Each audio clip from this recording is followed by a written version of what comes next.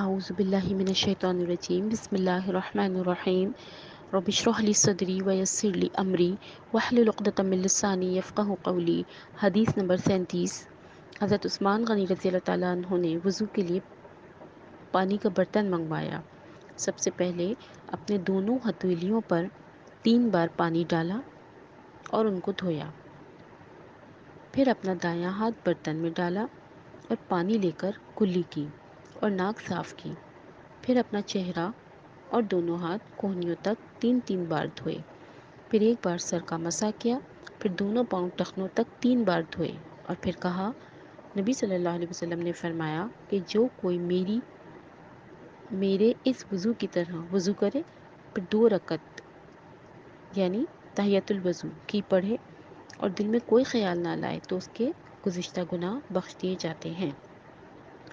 یعنی حدیث نمبر 37 میں حضرت عثمان نے جو تھا پانی منگوایا اور ہمیں وضو کر کے بتائی۔ تو پہلے تو آپ نے اپنے ہتھیلیوں کو جو تھا وہ صاف کر لیا پانی سے۔ اس کے بعد آپ نے جو تھا وہ 3 دفعہ ہاتھوں کو دھویا اور جو تھا آپ نے کلی کر کے ناک میں پانی ڈالا، چہرے کو دھویا اور ہاتھ جو تھے کونیوں تک 3 بار دھوئے اور پھر سر کا 1 دفعہ مسح کیا اور پھر پاؤں جو تھے وہ ٹخنوں تک 3 دفعہ دھوئے اور فرمایا کہ اللہ کے رسول ایسے ہی وضو کرتے تھے، یعنی کہ طریقہ بتا دیا۔ تو اس میں جو ہے وہ نبی صلی اللہ علیہ وسلم نے وضو کا ہمیں طریقہ بتایا اور وضو کے بعد نبی صلی اللہ علیہ وسلم نے جو تھا وہ 2 رکعت ہمیں پڑھنے کا جو ہے وہ سنت طریقہ بتایا کہ جو کوئی 2 رکعت پڑھے گا، یعنی نماز کے علاوہ ہے، یہ فرض نماز کے علاوہ ہے۔ ایک تو یہ ہوتا ہے کہ نماز کا وقت تھا، ہم نے وضو کی اور نماز پڑھ لی، لیکن حضرت بلال کے بارے میں آتا ہے نا، حضرت بلال کو نبی صلی اللہ علیہ وسلم نے فرمایا کہ بلال کیا بات ہے، تمہیں میں نے جنت میں اپنے سے پہلے دیکھا ہے، یعنی مجھ سے پہلے دیکھا ہے۔ تو حضرت بلال نے کیا کہا تھا کہ اللہ کے رسول اور کوئی عمل تو یاد نہیں، لیکن جب بھی کبھی میں وضو کرتا ہوں تو میں 2 رکعت تحیۃ الوضو کے پڑھ لیتا ہوں۔ اور حضرت بلال نے یہ بات بھی فرمائی تھی کہ میں وضو سے رہتا ہوں، یعنی حضرت بلال رضی اللہ تعالیٰ عنہ کے 2 عمل ہمیں نظر آتے ہیں۔ ایک تو یہ کہ آپ باوضو رہتے تھے، یعنی جیسی وضو ختم ہوتی تھی اس کے فوراً بعد، وضو کے بعد فوراً آپ وضو کر لیتے تھے۔ اچھا، ہمارا یہ طریقہ ہے کہ ہم یہ کوشش کرتے ہیں کہ وضو اس وقت کریں بس جب نماز پڑھنی ہوتی ہے۔ ہم عموماً وضو کی حالت میں نہیں رہتے، تو وضو کی حالت میں رہنا بھی عبادت کی حالت میں رہنا ہے، اور وضو کی حالت میں رہنا جنت میں لے جانے کا سبب بنتا ہے۔ کیونکہ ایک قرآن کی آیت میں آتا ہے سورہ اعراف کی آیت نمبر 31 ہے کہ یا بنی آدم خذوا زینتکم عند کل مسجد، اے آدم کے بیٹو ہر نماز کے موقع پر اپنی زینت سے آراستہ ہو جایا کرو۔ اب زینت سے کیا مراد ہے کہ صاف ستھرے ہو جایا کرو۔ ہم عموماً صرف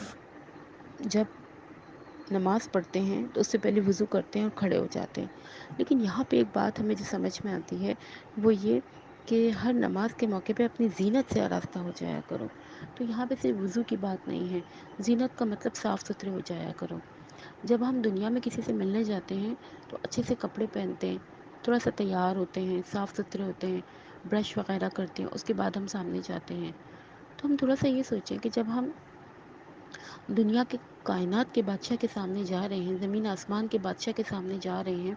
تو ہم کتنے گندے ہوتے ہیں۔ کبھی کبھی ہم گھر میں کام کر رہے ہوتے ہیں، ہمیں کہیں جانا ہوتا ہے تو ہم کہتے ہیں نماز پڑھ لو پھر نہا کے تیار ہوں گی، اور ہم جلدی سے نماز پڑھ کے پھر بعد میں تیاری کرتے ہیں۔ تو کبھی کبھی میں یہ سوچتی ہوں کہ ہم نماز کے لیے صاف ستھرے اور اچھے کیوں نہیں ہوتے، اچھے سے کپڑے پہنے۔ ایک بڑے ہمارے امام تھے، تو ان کا ایک لباس جو تھا وہ ہر وقت جو تھا وہ کیل پہ ٹنگتا تھا۔ وہ کہتے تھے کہ میں جب نماز پڑھوں گا تو صاف ستھرے کپڑے پہن کر، کیونکہ میں اللہ کے سامنے جا رہا ہوں۔ تو جیسے ہی اذان ہوتی تھی تو وہ لباس جو تھے وہ زیب تن کرتے تھے اور پھر مسجد جاتے تھے اور پھر آ کے اتار دیا کرتے تھے۔ اس کا مطلب یہ جو قرآن کی آیت ہے کہ اے آدم کے بیٹو اپنی نماز کے موقع پر، ہر نماز کے موقع پر اپنی زینت سے آراستہ ہو جایا کرو، تو باقاعدہ اللہ تعالیٰ کو یہ ذوق و شوق دکھائیں کہ بھئی ہم اللہ کی عبادت کے لیے جو ہے وہ صاف ستھرے ہو رہے ہیں۔ ویسے تو ہمیں ہر وقت ہی صاف ستھرے اور اچھے لباس کا حکم ہے اگر اللہ نے ہمیں دیا ہے، لیکن خاص طور پہ نماز کے لیے جو ہے وہ صاف ستھرے ہو کر ہمیں اللہ کے سامنے جانا ہے، کیونکہ ہم کسی عام ہستی کے سامنے نہیں، ہم کائنات کی جو سب سے بڑی ہستی ہے، جو بادشاہ ہے، ہم اس کے سامنے جا رہے ہوتے ہیں۔ تو یہاں پہ جو حدیث نمبر 37 میں ہمیں ایک بات پتہ چلی، وہ یہ کہ ایک تو وضو کے بغیر نماز نہیں ہوتی، تو وضو کیا جائے گا اور کس طرح کیا جائے گا وہ اس میں طریقہ بتا دیا۔ اور اس کے بعد جو ہے 2 رکعت نماز بھی پڑھی جائے گی تاکہ گزشتہ گناہ جو ہے وہ معاف ہو سکیں۔ اور دوسرا یہ کہ یہ نماز کے علاوہ ہے، یعنی جو بھی ہم نماز پڑھ رہے ہیں اس سے پہلے اگر ہم 2 نفل پڑھ لیتے ہیں تو ایک طرح کا بونس ہے اللہ کی طرف سے اور جنت میں جانے کا سبب بھی ہے۔ یہی حدیث نمبر 38 میں بھی تقریباً یہی بات ہے کہ نبی صلی اللہ علیہ وسلم نے فرمایا جب کوئی وضو کرے تو اسے چاہیے کہ اپنے ناک میں پانی ڈالے پھر اس کو صاف کرے۔ اس میں ہمیں کیا بات پتہ چلتی ہے، کچھ لوگ جو ہے وہ ناک میں پانی تو ہلکا سا ڈالتے ہیں لیکن ناک کی صفائی نہیں کرتے، تو یہ کہ ناک کی صفائی جو ہے وہ بھی ضروری ہے۔ اکثر لوگوں کو دیکھا گیا ہے کہ محفل میں یا سب کے سامنے یا یوں ہی بیٹھے ہوتے ہیں تو اپنی ناک کی صفائی کر رہے ہوتے ہیں، تو یہ ایک گندی حرکت ہے، اور یہ کہ سب کے سامنے بیٹھ کر اس طرح کرنا تو غیر اخلاقی حرکت ہے۔ تو اسی لیے ہمیں سنت میں بتا دیا کہ جب وضو کرو تو ناک کے اندر سے صفائی کر لو۔ جب ہم دن میں 5 دفعہ وضو کریں گے اور 5 دفعہ جو ہے وہ اپنی ناک کی صفائی کریں گے، آپ کو پتہ ہے نا کہ الٹے ہاتھ کی جو چھوٹی انگلی ہے اس سے جو ہے وہ ناک کی صفائی کی جائے گی، تو اس سے جو ہے وہ ناک کی جب ہم صفائی کریں گے یا ناک کے اندر ہاتھ ڈال کے ہم اس کو صاف کریں گے تو اس سے کیا ہوگا کہ ہماری ناک خود ہی صاف رہے گی، اور میڈیکلی بھی اس سے جو ہے وہ سانس جو ہے وہ پراپر جاتا ہے، کیونکہ ناک کے اندر جو گند ہوتا ہے وہ کیا ہوتا ہے، وہ یہ ہوتا ہے کہ جو ہم ہوا لیتے ہیں تو ہوا کی مٹی وغیرہ جو ہے ناک کے اندر بالوں میں بیٹھنا شروع ہو جاتی ہے اور پھر وہ گند بننا شروع ہو جاتا ہے، اور جب ہم اس کی صفائی نہیں کرتے تو سانس پراپر نہیں آتا، اور جب انسان کو سانس پراپر نہیں آئے گا تو پھر باقی بیماریاں خود بخود اس پہ حملہ آور ہو سکتی ہیں۔ تو اس لیے بہتر یہ ہے کہ جب ہم ہر دفعہ وضو کریں تو ہم سنت سمجھ کر جو ہے وہ ناک کی صفائی کر لیں تاکہ ہماری جو ہے وہ سانس اور ہمارا جسم جو ہے اور ہماری صحت جو ہے وہ صحیح رہے۔ تو بہرحال نبی صلی اللہ علیہ وسلم نے خاص طور پہ حدیث میں جو ہے ناک میں پانی ڈالنے کا حکم دیا ہے اور صاف کرنے کا بھی حکم دیا ہے۔ اور اسی حدیث میں ایک بات ہے کہ جو کوئی مٹی کے ڈھیلے سے استنجا کرے تو وہ طاق ڈھیلوں کو استعمال کرے، اور تم میں سے جو کوئی نیند سے بیدار ہو تو اپنے ہاتھ وضو کے پانی میں ڈالنے سے پہلے دھو لے، اس وجہ سے کہ تم میں سے کوئی بھی یہ نہیں جانتا کہ رات کو اس کا ہاتھ جسم کے کس کس حصے پر پھرتا ہے۔ اس میں بہت اہم باتیں ہیں، ایک تو یہ کہ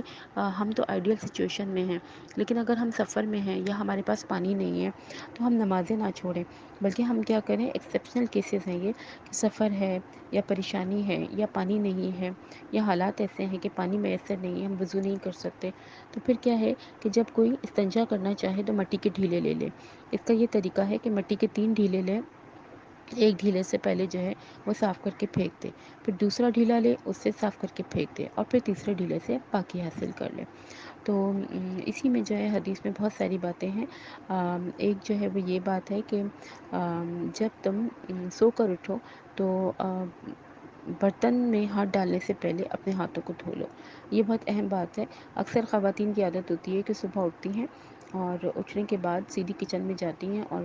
جو ہے وہ کوئی کام شروع کر دیتی ہیں، جلدی میں ہوتی ہیں یا بھول جاتی ہیں، تو سنت سمجھ کے ہم اسے پورا کریں تو ہمیں اجر بھی ملے گا کہ ہم سب سے پہلے اٹھتے ہی اپنے ہاتھوں کو دھو لیں، تو وہ بہت بہتر طریقہ ہے، کیونکہ حدیث کہتی ہے کہ پتہ نہیں سوتے ہوئے ہاتھ تمہارے کس کس جگہ گئے ہیں، ہو سکتا ہے کہ ہم نے اپنی شرمگاہ پہ ہاتھ رکھا ہو، یا ہو سکتا ہے ناک کی صفائی کی ہو یا کان میں ہاتھ ڈالا ہو، ہمیں نہیں پتہ، کیونکہ سوتے ہوئے تو انسان جو ہے وہ تقریباً اپنے ہوش و حواس میں نہیں رہتا، تو اس لیے جب ہم سو کر اٹھیں تو سنت ہمیں جو ہے وہ بتاتی ہے کہ سب سے پہلے اپنے ہاتھوں کو دھو لو۔ تو بہرحال حدیث نمبر 37 اور 38 سے ہمیں جب ساری باتیں پتہ چلی، کنکلوژن اس کا یہ ہے کہ جو کوئی وضو کرے تو پہلے جو ہے وہ وضو کے بعد اپنے 2 رکعت نفل جو ہے وہ ادا کر لے، اور وہ جنت میں لے جانے کا سبب ہے۔ اور ایک چیز ہم نے اس میں دیکھی کہ